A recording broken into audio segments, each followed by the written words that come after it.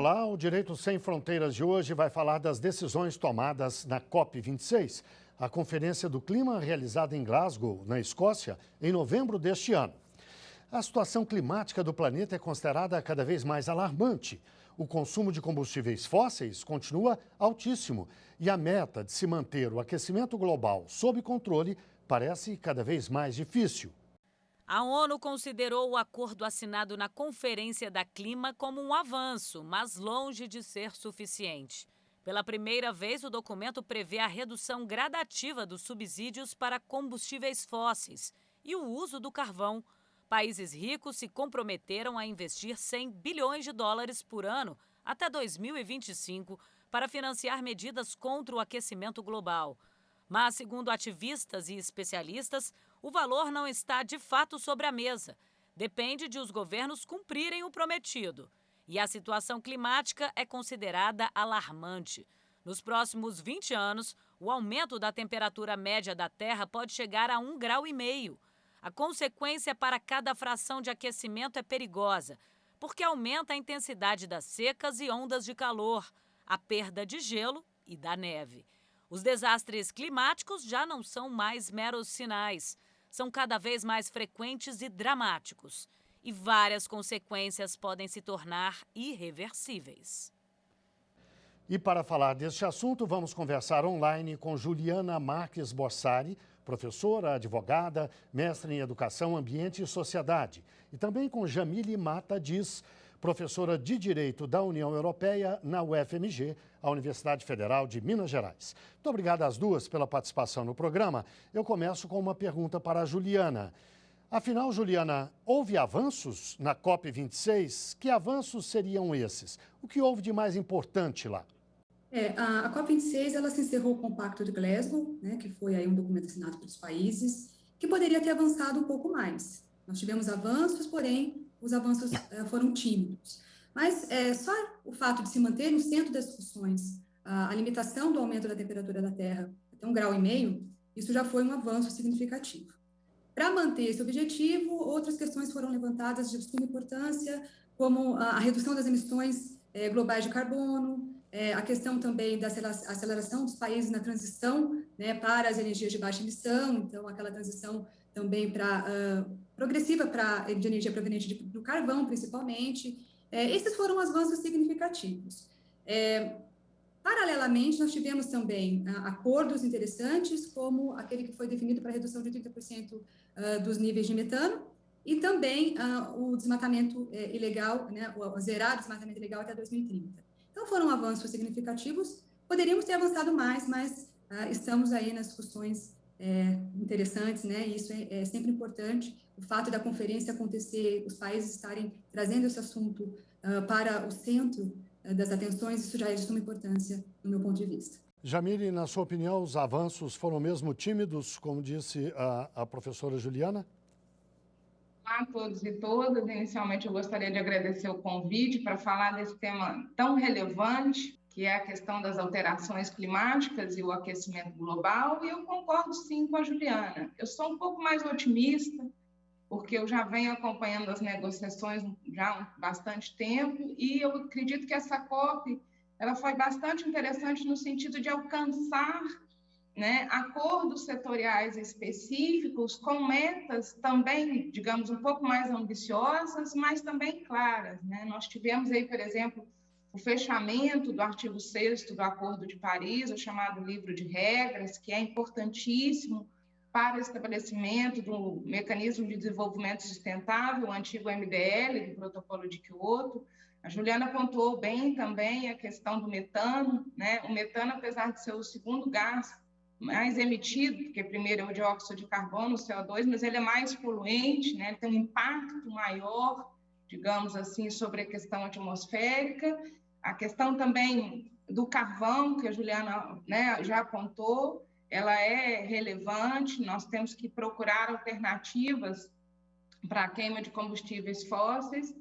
E eu acredito também numa questão de demonstração, vamos dizer assim, da boa vontade dos estados em voltar, né, a renegociar pautas importantes do Acordo de Paris, como foi o caso do artigo 6º, que eu já disse aqui. Então, eu vi bastante assim, comentários em relação à COP de dizer que o copo estava meio cheio e meio vazio, né? Um otimismo cauteloso. Mas eu acredito que, em meio a uma crise sanitária como a que nós estamos vivendo, só o fato deles terem se reunido, negociado e saído com, né, uma série de documentos já demonstra a preocupação dos estados, né, das empresas, enfim, das organizações em relação ao tema. Juliana, em encontros internacionais como esse, o final é resultado quase sempre, ou sempre, da correlação de forças. Afinal, quem empurra a coisa com a barriga e quem empurra para frente na sua avaliação? A gente vê aí, como a Jamile coloca, né, o fato de estarem discutindo já é um ponto importante.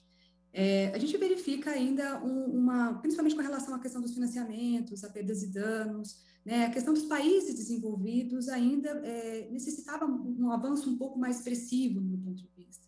Então, eu entendo que existe uma vontade conjunta de todos, mas ainda precisamos de avanços mais significativos, principalmente dos países desenvolvidos, né, com relação aos financiamentos, ao apoio aos países mais necessitados. Então, não sei se seria empurrar com a barriga ou não, mas eu acredito que seria uma força de vontade um pouco maior no sentido de contribuição para os países menos desenvolvidos, que também estão aí sentindo os efeitos, né, das mudanças climáticas. Os efeitos, eles são mundiais, né? A questão das perdas e danos, elas são sentidas por todos. O mundo inteiro está vendo isso. Nós estamos sentindo aí fome, nós estamos sentindo a questão do clima, né? E isso não é só aqui, isso é o mundo todo. E aqueles que têm mais condições, no meu ponto de vista, que são os países desenvolvidos, poderiam contribuir um pouco mais. Mas o fato de já estarem ali, nas mesas de negociação, né, voltando, principalmente Estados Unidos, né, voltando para as mesas de negociação, isso é um ponto bastante positivo e nós vislumbramos isso como um avanço a ser, uma retomada a ser continuada aí o ano que vem na COP27 no Egito, né, onde essas negociações vão continuar, essas discussões vão continuar e serão importantes o envolvimento de todos. Não sei se seria aqueles que querem mais ou menos, eu acho que agora o momento é de esforço conjunto, todos unidos por uma mesma causa. Jamile, você concorda? Os países desenvolvidos deveriam se empenhar mais, especialmente no financiamento? Eu concordo com a Juliana. A questão do financiamento ela é muito delicada, né? Primeiro, a gente tem que analisá-la sobre dois aspectos principais, entre outros, mas dois principais. Um é o fato de que os países considerados mais desenvolvidos, eles têm que assumir a responsabilidade deles em relação à questão do aquecimento global e das mudanças climáticas. E quando eu digo assumir a responsabilidade, eu não estou dizendo só em relação à dívida chamada histórica que eles têm, porque eles têm uma industrialização por mais tempo e, vamos dizer, que contamina mais que os estados menos industrializados ou menos desenvolvidos, mas também eu acho que é importante a gente mencionar que existe um princípio no direito ambiental internacional que foi muito, né, vamos dizer assim, trabalhado na Declaração do Rio 92, da ECO 92, que é o princípio da responsabilidade comum e diferenciada, né? Os estados eles têm que entender que nós temos desigualdades estruturais entre desenvolvidos, menos desenvolvidos, industrializados, não industrializados. Aí nós temos uma ampla terminologia para, vamos dizer, né, colocar cada um dos estados em suas respectivas categorias, mas eu acredito que a questão do financiamento, como bem pontuou a Juliana, é uma questão global, né? O aquecimento global ele é transfronteiriço, eu costumo brincar que ele é interfronteiriço, ele atua dentro e fora de quaisquer das fronteiras dos estados. Então, quem tem mais condições, realmente, no âmbito da cooperação, da própria solidariedade internacional e de sua própria sobrevivência, tem que contribuir mais. Nós tivemos aí questões importantes levantadas pela União Europeia, né? A União Europeia sempre foi considerada a grande impulsora do Acordo de Paris, e a União Europeia assumiu um compromisso agora de fazer uma doação de 23 bilhões de euros esse ano, a partir do ano de 2020, na verdade, para os países menos desenvolvidos conseguirem se adequar às metas estabelecidas por esses acordos que nós falamos anteriormente. O problema é que nós não conseguimos identificar em nenhuma das propostas quais seriam as condições, quem são os beneficiários, como será feito o controle desse financiamento. Essas questões operacionais, que são importantes para que o financiamento possa efetivamente acontecer, elas ainda estão, vamos dizer assim, abertas, né? E isso se comprometeu, inclusive na COP, a que esse financiamento seja efetivado pelo menos até o ano de 2025. Então, vamos ver, mas eu acredito que a tomada de consciência ela é importante. E só para terminar, né, infelizmente, por exemplo, no caso do acordo do carvão, a Rússia, Índia, China, né, Estados Unidos, Japão não participaram do acordo. E isso representa um certo desnível, vamos dizer, no compromisso, né, nos compromissos que os estados assumiram em Glasgow. Juliana, vamos falar do Brasil, não só porque isso nos interessa particularmente, mas porque o Brasil tem um peso grande nessa questão climática, até pela própria dimensão do país, né?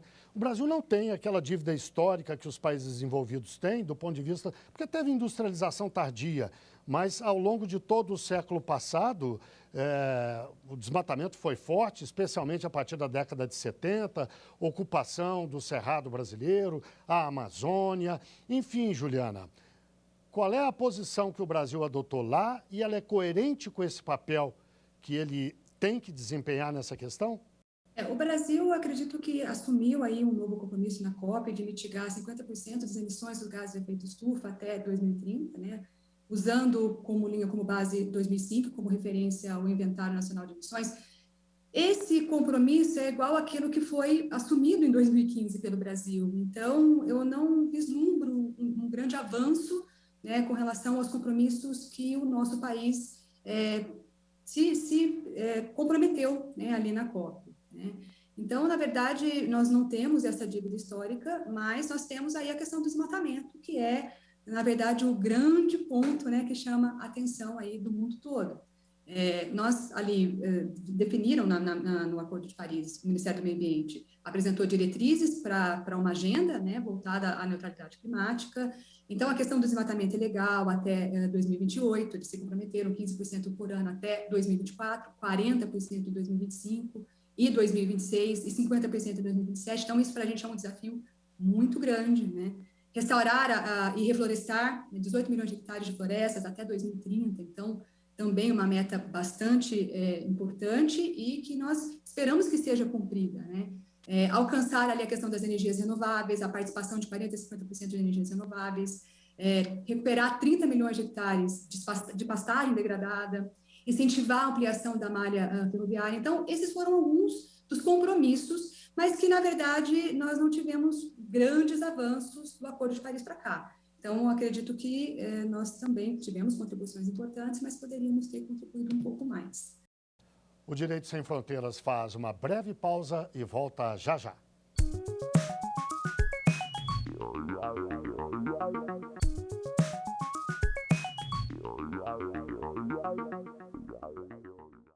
O Direito Sem Fronteiras está de volta. Hoje falamos da COP26, a Conferência do Clima, realizada na Escócia no mês de novembro. As nossas convidadas são Juliana Marques Bossari, professora, advogada, mestre em Educação, Ambiente e Sociedade. E também Jamile Mata Diz, professora de Direito da União Europeia na UFMG, a Universidade Federal de Minas Gerais. Jamile, no bloco anterior eu deixei uma pergunta no ar para que você respondesse agora. Eu lhe pedi uma avaliação sobre o papel do Brasil na COP26. Por favor. Juliana foi um pouco mais otimista que eu nesse sentido, eu acho. Espera-se do Brasil uma atuação efetivamente, vamos dizer assim, mais ambiciosa, mais detalhada.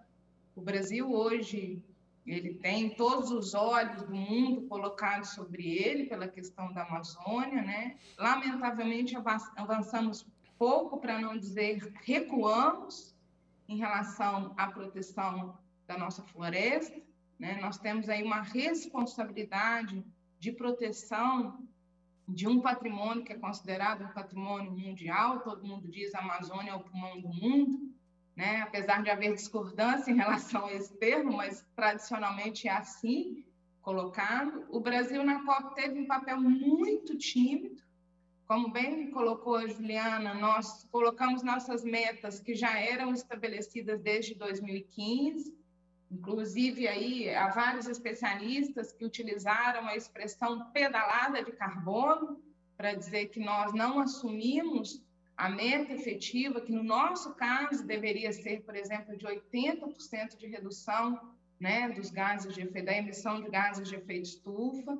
E em relação à Amazônia, nós vemos aí, ano passado nós tivemos, né, uma série histórica do desmatamento ilegal, e eu gostaria de chamar a atenção para um ponto que foi também discutido na COP, que é o fato de alguns estados, inclusive a própria União Europeia, estabelecer a necessidade de um controle e rastreamento das chamadas commodities amazônicas, uma vez que, teoricamente, a partir de 2023, haverá obstáculos para que esses produtos possam circular na União Europeia. A China também fez um pronunciamento a respeito dessa questão, ou seja, o Brasil vai sofrer, digamos assim, retaliações se ele não conseguir controlar o desmatamento ilegal, porque os estados, né, a própria União Europeia, que é uma organização, estão tomando medidas para evitar que esses produtos possam circular em seus territórios.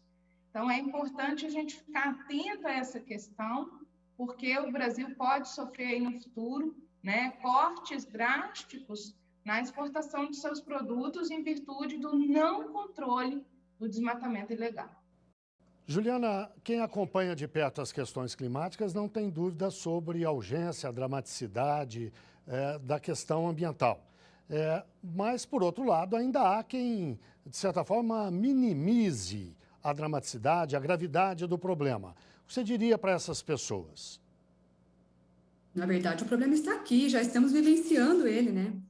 A questão das mudanças climáticas, elas estão sendo sentidas por nós todos os dias. E nós temos aí, né, o relatório do IPCC, né, o painel intergovernamental de mudanças climáticas, que já definiu o aumento da temperatura, o aquecimento médio de 1,1 grau.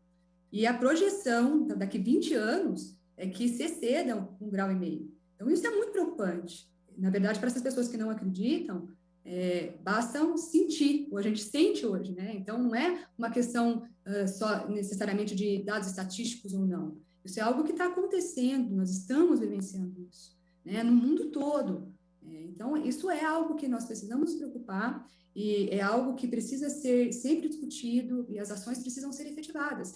Eu acredito que o grande desafio agora, depois da COP26, é exatamente os países efetivarem, né, internamente as suas ações, numa urgência, né, porque os compromissos foram firmados, as ações foram determinadas lá. Agora, esse é o grande desafio. Então, é algo que a gente precisa necessariamente ter atitudes, tomar atitudes, e essa conferência, ela é um assunto que está sendo tratado pelos líderes mundiais, mas isso também nos desperta aquela participação de cada um de nós também, né? A questão ambiental, ela requer, a gente viu essa grande movimentação popular de participação da sociedade na própria COP, né? Então, isso foi um ponto também que chamou bastante atenção ali, né? A movimentação, as pessoas já estão vivenciando e se preocupando e sentindo que elas precisam também colaborar e fazer a sua parte. Então, acho que somos todos, né, governo, sociedade, todos juntos, né, em prol dessa modificação e, pelo menos, dessa paralisação do aumento, porque isso terá consequências catastróficas, com certeza.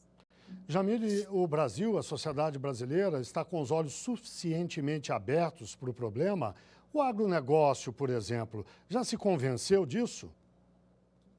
Lamentavelmente, não é? Assim, eu, quando me dizem assim, não, negação das alterações climáticas, eu sugiro ler o relatório do IPCC, como bem citou a Juliana, são mais de 300 e tantas páginas, mas o relatório ele traz um report, né, uma análise interessante, que no ano de 2019 nós tivemos 109 fenômenos meteorológicos e climáticos diretamente relacionados, né, a esse aquecimento global. Juliana deixou muito claro, não é que vai acontecer, já está acontecendo. O Brasil, lamentavelmente, não só né, no âmbito do Estado mesmo brasileiro, do governo brasileiro, da administração brasileira, mas também da sua cidadania, ainda não acordou, não tirou essa venda que a Juliana falou para a questão ambiental. Nós temos iniciativas muito pontuais, né? Agora, por exemplo, a gente teve na última quarta-feira a aprovação do texto do chamado PIDS, né? O Programa de Incentivo ao Desenvolvimento da Energia Eólica e Solar, que propõe, por exemplo, uma subvenção de R$500 milhões por ano a partir de uma dotação do orçamento da União. É um projeto, né, que vem aí tentar substituir a matriz energética, mas ainda falta, e por parte especialmente do setor privado, uma maior compreensão do papel que esse setor, especialmente o setor produtivo, exerce. E aí nós temos uma questão muito interessante.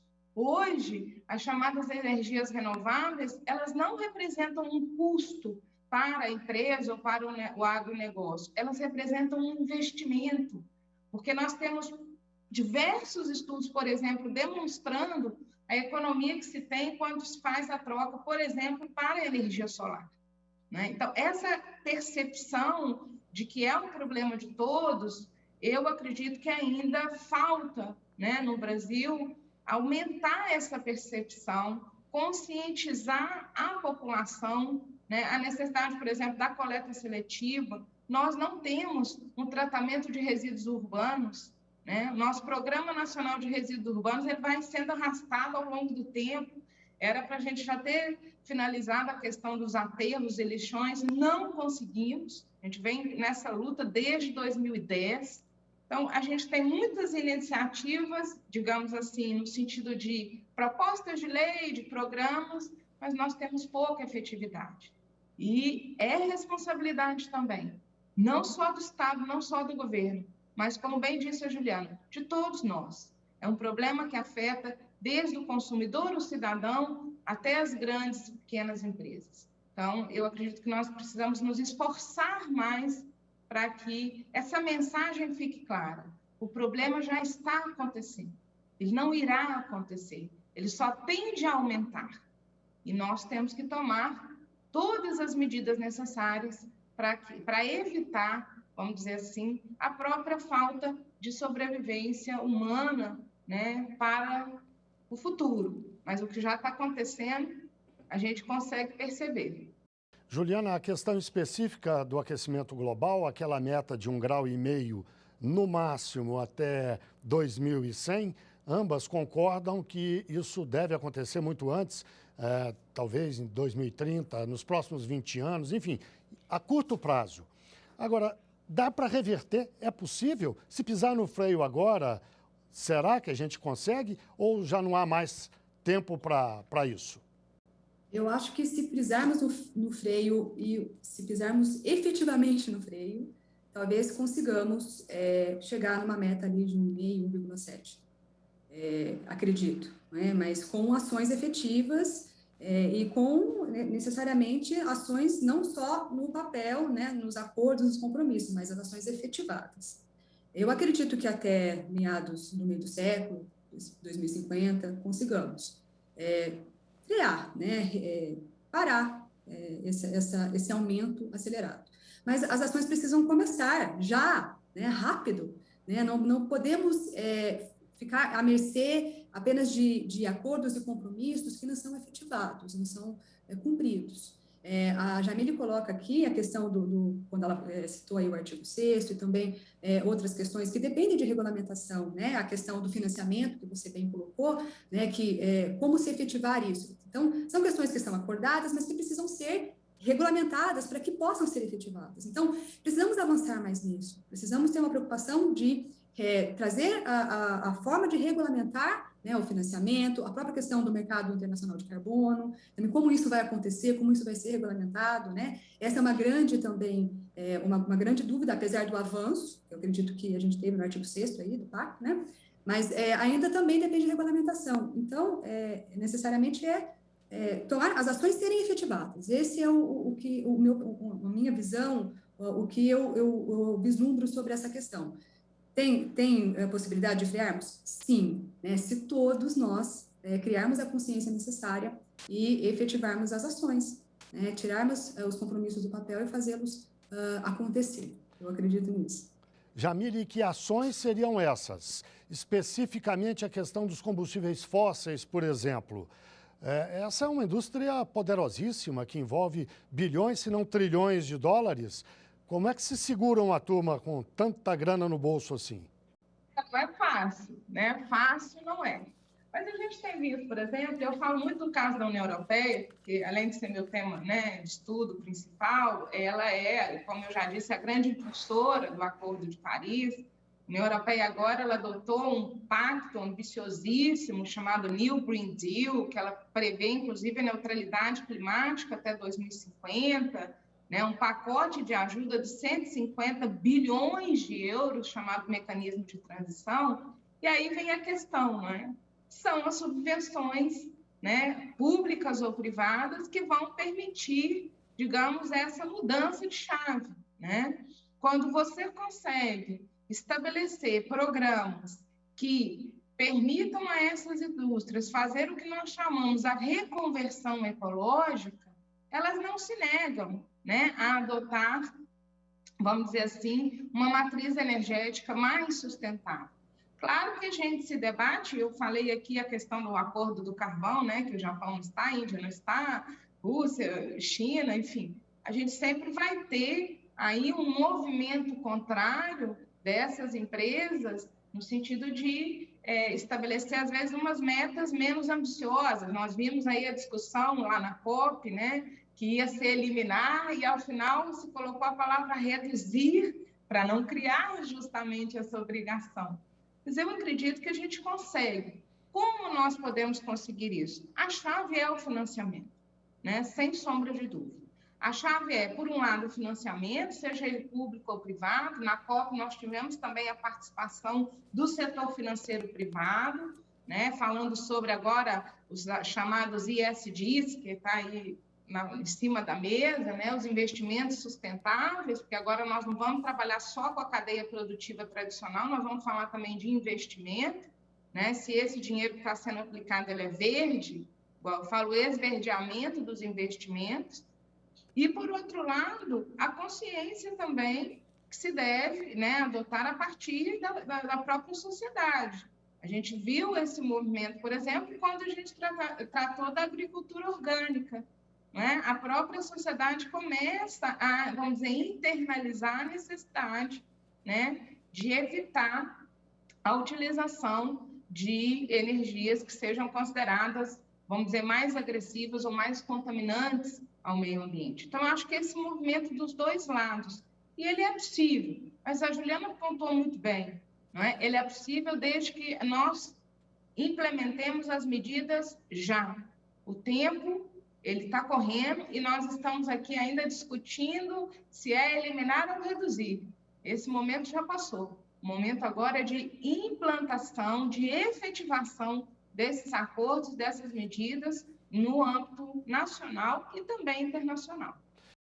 Bem, chegamos ao fim do nosso programa. Eu agradeço muitíssimo a participação de Juliana Marques Borsari, professora, advogada, mestre em Educação, Ambiente e Sociedade. E também de Jamile Mata Diz, professora de Direito da União Europeia na UFMG, a Universidade Federal de Minas Gerais. E, claro, muito obrigado a você que nos acompanhou até agora. Veja a nossa programação do site da TV Justiça e também no nosso canal no YouTube. O nosso e-mail é direitosemfronteiras@stf.jus.br. Até o próximo programa.